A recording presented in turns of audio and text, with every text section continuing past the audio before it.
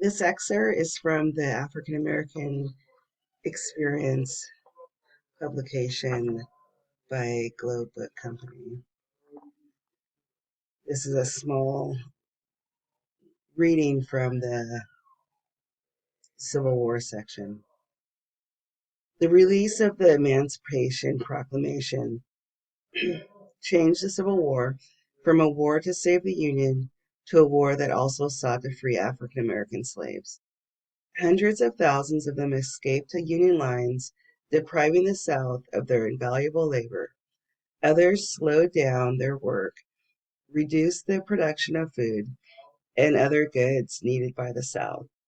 Both free African Americans and contrabands entered the Union Army in large numbers and played a substantial role in winning the war. The conduct of African American troops in battle won the admiration of many, having played a major part of the war. African Americans can now look forward to living as free Americans.